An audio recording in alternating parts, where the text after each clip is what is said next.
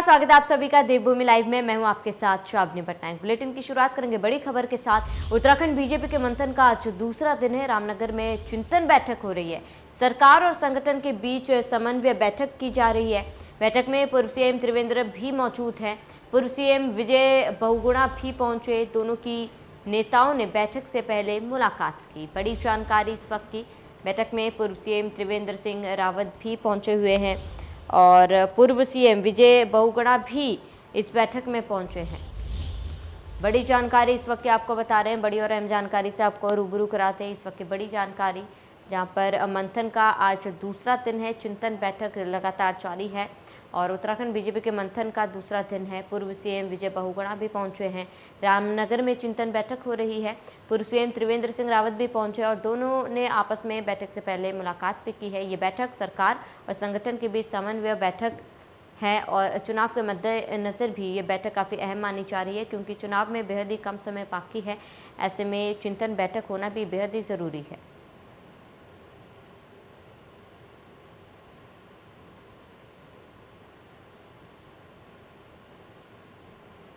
वहीं ज़्यादा जानकारी के लिए संवाददाता सुभाष गौड़ हमारे साथ जुड़ चुके हैं। सुभाष, चिंतन बैठक लगातार जारी है। आज बैठक का दूसरा दिन है, क्या कुछ लग रहा है आज इस बैठक में, क्या कुछ चर्चा की जा सकती है? बिल्कुल, जो भाजपा की चिंतन बैठक है रामनगर में आहूत की गई और 3 दिवसीय बैठक है, जिसका आज दूसरा दिन है। खासतौर से इस बैठक में 2022 के विधानसभा चुनाव को लेकर नई रणनीति बनाने को लेकर यह अहम बैठक रखी गई। और सबसे खास बात यह है कि इस बैठक में संगठन के बड़े नेताओं के साथ प्रदेश संगठन के बड़े नेता भी मौजूद हैं। साथ ही सरकार जो अहम भूमिका निभाते हैं वो मंत्री भी उस कैबिनेट माफ कीजिए चिंतन बैठक में मौजूद हैं।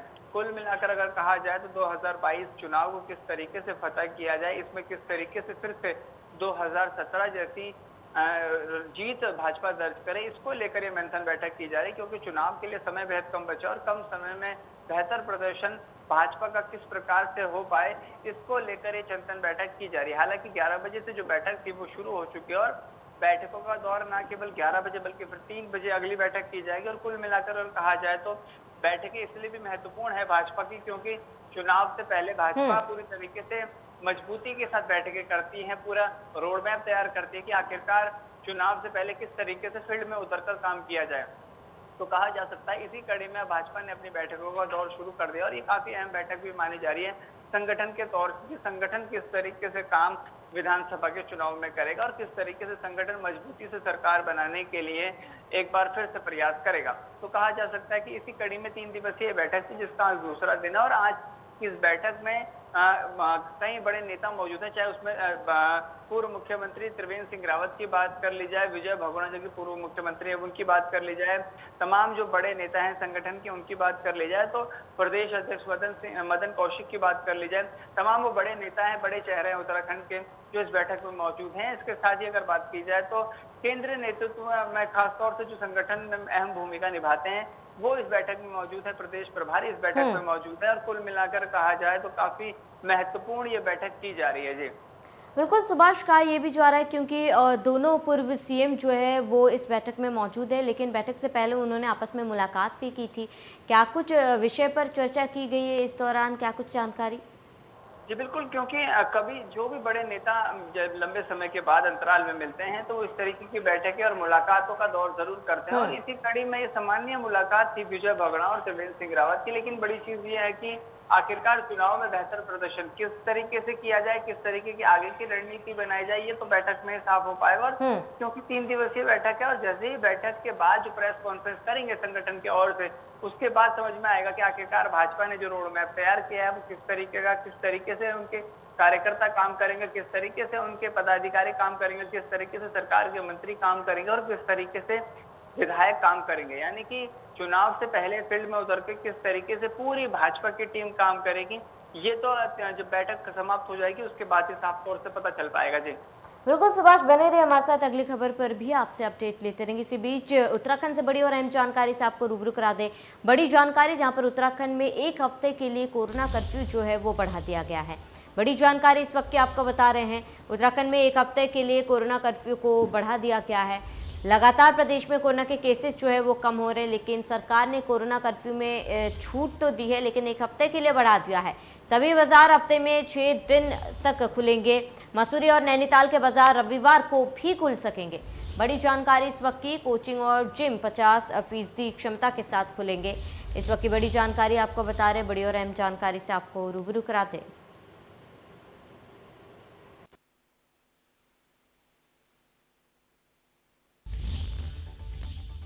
बता रहे हैं बड़ी जानकारी, जहाँ पर उत्तराखंड में एक हफ्ते के लिए कोरोना कर्फ्यू को बढ़ा दिया गया है। सरकार ने थोड़ी छूट के साथ कोरोना कर्फ्यू को बढ़ाया है। बता दें, अब सभी बाजार जो है वो 6 दिन के लिए खुलेंगे, लेकिन मसूरी में और नैनीताल के बाजार रविवार को भी खुलेंगे।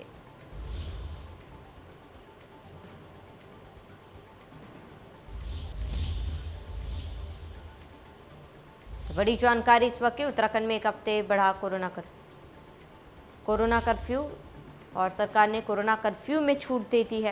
हालांकि लगातार प्रदेश में कोरोना के केसेस में भारी कमी देखी जा रही है और सभी बाजार हफ्ते में फिलहाल 6 दिन के लिए खुलेंगे। लेकिन नैनीताल और मसूरी की बात की जाए तो इन दोनों जगहों में पूरे सप्ताह बाजार जो है वो खुलेंगे। रविवार को भी बाजार खुल सकते हैं। कोचिंग और जिम 50% क्षमता के साथ खुल पाएंगे। बड़ी जानकारी इस वक्त आपको बता रहे हैं।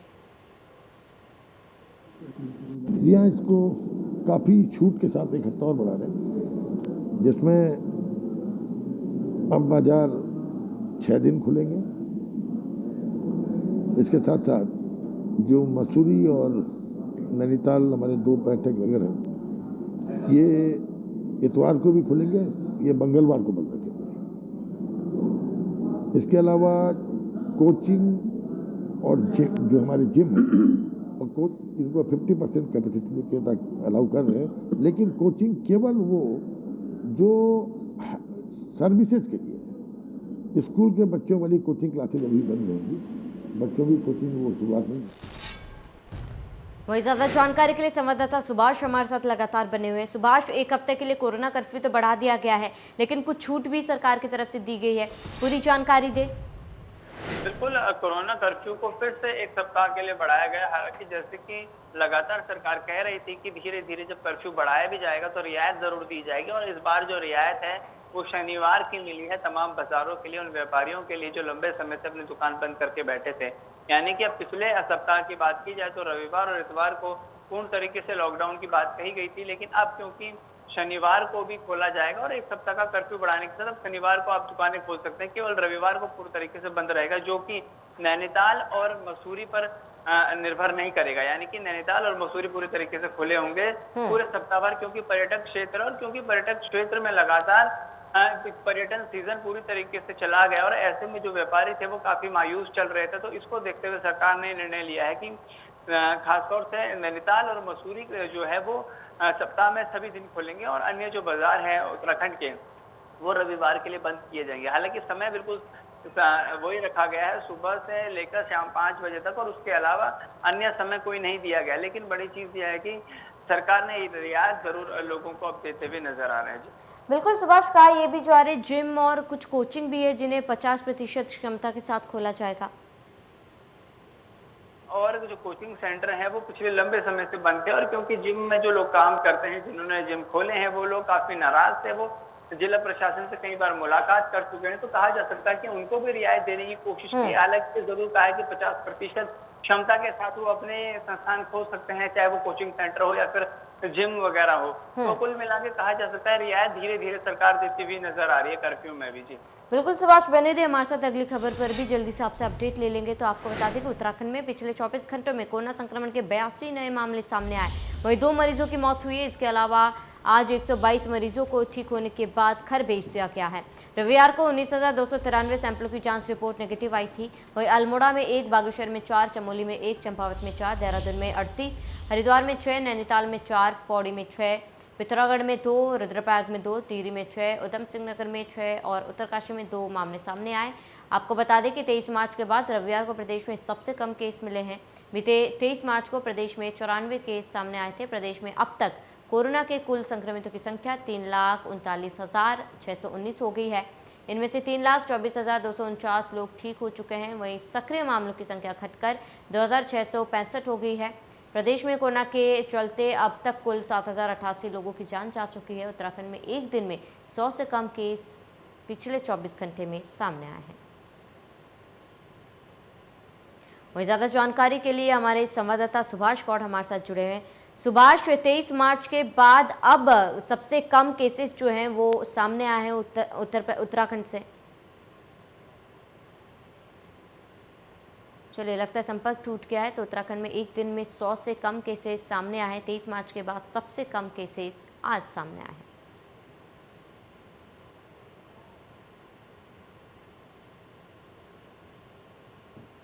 तो नैनीताल में 4, पौड़ी में 6 नए केस सामने आए हैं और 122 मरीजों को डिस्चार्ज किया गया है। तो उत्तराखंड में एक दिन में 100 से कम केसेस सामने आए हैं। 82 नए केस सामने आए, 122 मरीजों को डिस्चार्ज भी किया गया। उत्तराखंड में एक दिन में 100 से कम केसेस सामने आए हैं।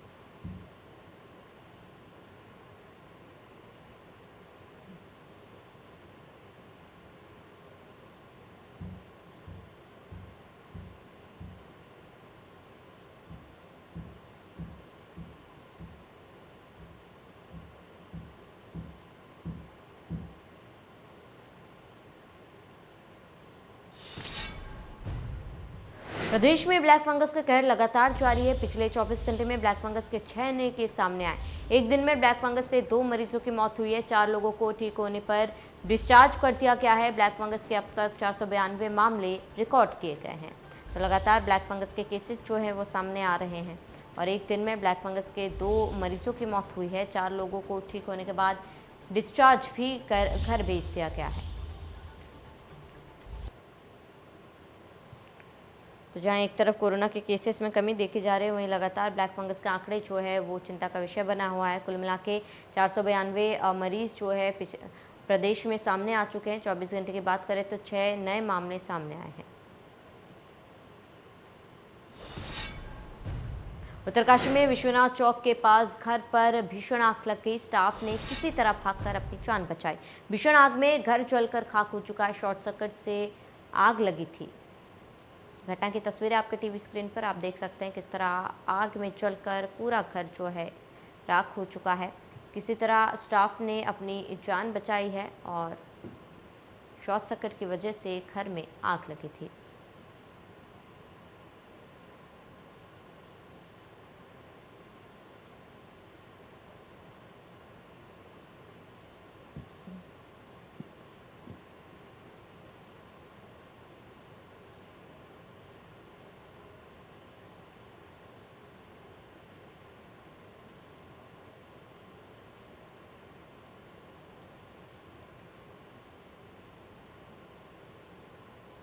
तो विश्वनाथ चौक के पास घर में भीषण आग लगी थी और घर में विश्वनाथ चौक के पास आग लगी। शॉर्ट सर्किट की वजह से ये आग लगी थी। घटना की तस्वीरें आपके टीवी स्क्रीन पर आप देख सकते हैं कि आग कितना भीषण था कि पूरे घर को अपने आगोश में ले लिया। हालांकि घर में रह रहे स्टाफ ने किसी तरह अपनी जान बचाई है।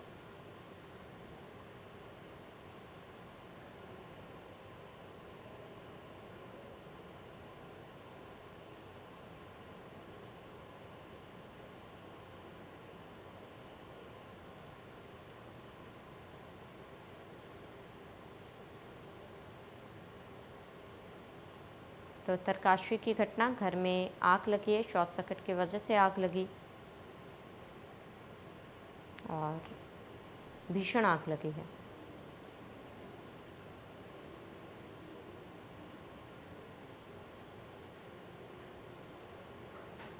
तो शॉर्ट सर्किट से भीषण आग लगी घर में। स्टाफ ने किसी तरह भागकर अपनी जान बचाई।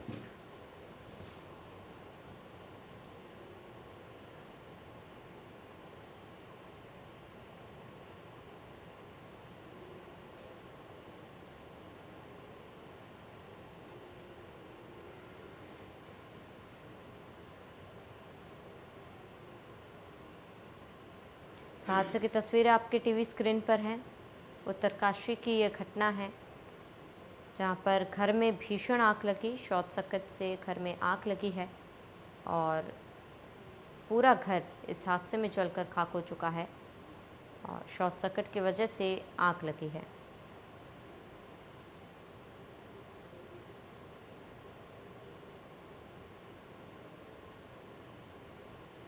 स्टाफ ने किसी तरह भागकर अपनी जान बचाई है और घर में भीषण आग लगी है। तस्वीर आपके टीवी स्क्रीन पर शॉर्ट सर्किट बताई जा रही है आग का कारण, और इस हादसे में पूरा घर जो है वो जलकर राख हो चुका है। हालांकि घर में रह रहे स्टाफ ने किसी तरह अपनी जान बचाई है।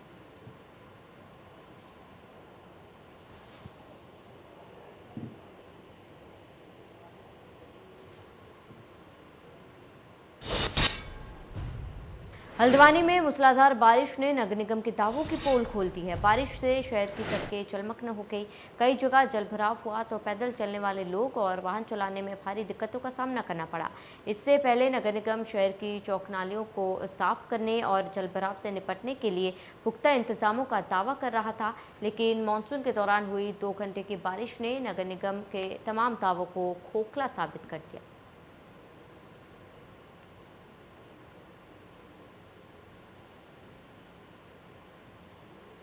जल भराव की जहाँ तक हम बात करते हैं, मेरे ख्याल से नैनीताल रोड में जल भराव की स्थिति वर्तमान में तो नहीं देखने को मिल रही है।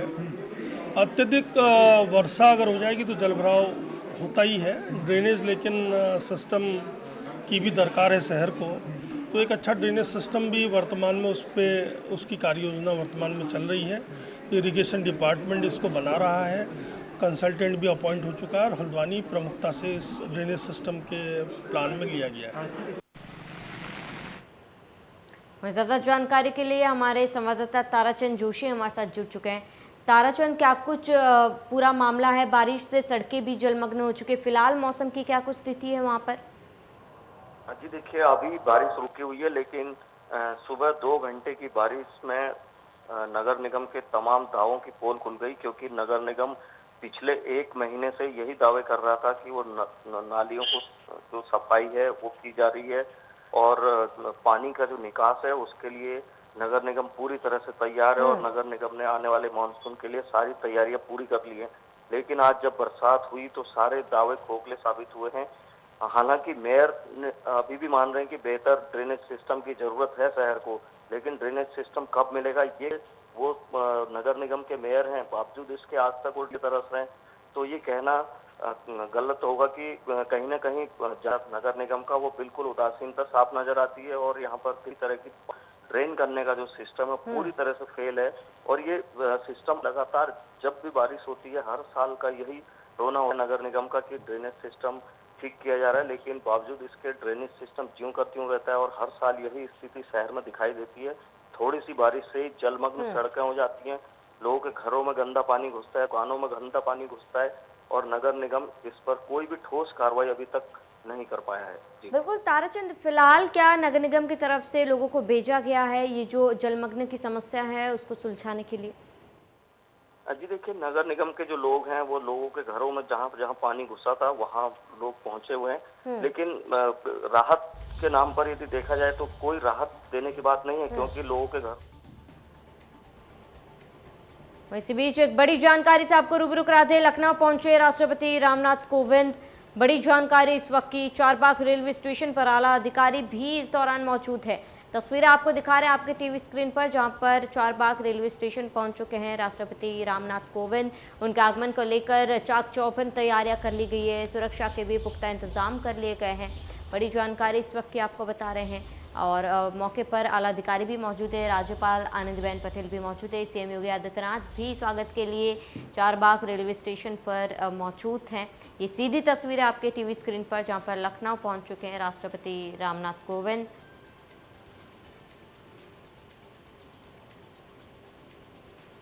दुल्हन की तरह सजाया गया चारबाग स्टेशन।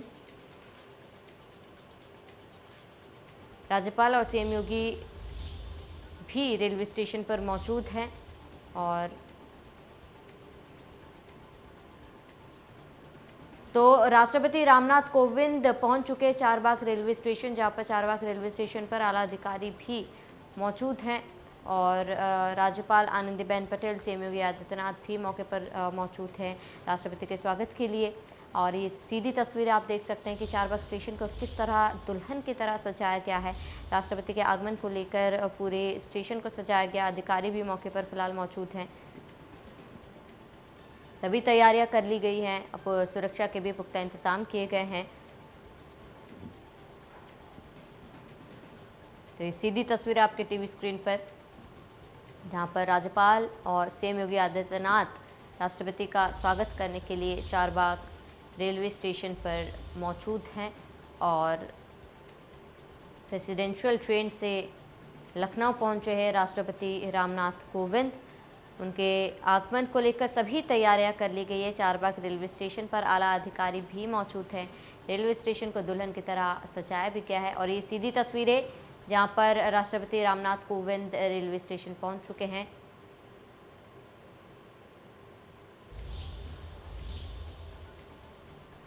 तो राष्ट्रपति रामनाथ कोविंद लखनऊ पहुंच चुके हैं और चारबाग रेलवे स्टेशन पर पहुंच चुके। इस दौरान आला अधिकारी भी मौजूद हैं।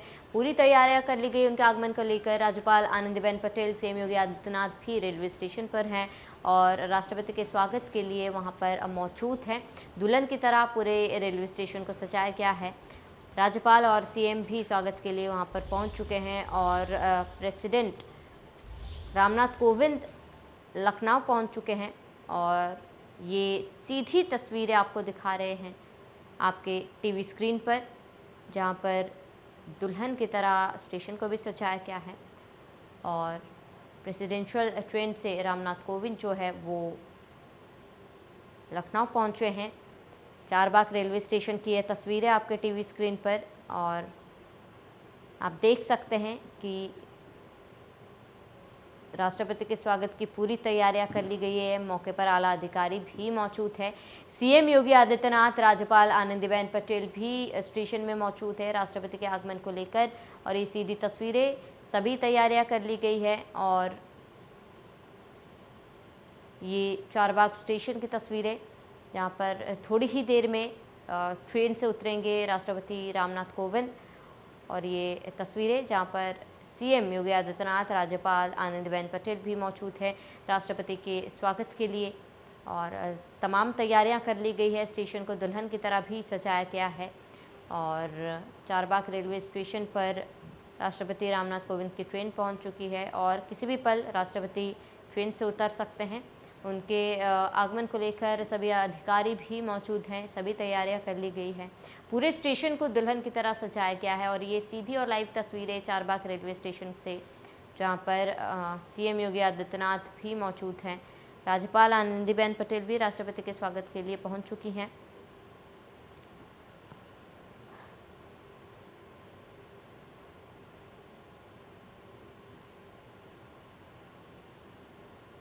तो प्रेसिडेंशियल ट्रेन से लखनऊ पहुंचे हैं राष्ट्रपति रामनाथ कोविंद। उनके स्वागत के लिए सभी तैयारियां कर ली गई है और किसी भी क्षण ट्रेन से उतर सकते हैं राष्ट्रपति। ये सीधी तस्वीरें जहां पर राष्ट्रपति के स्वागत के लिए सीएम योगी आदित्यनाथ, राज्यपाल आनंदीबेन पटेल भी मौजूद हैं और आला अधिकारी भी मौके पर मौजूद हैं। सुरक्षा के इस दौरान पुख्ता इंतज़ाम कर लिए गए हैं।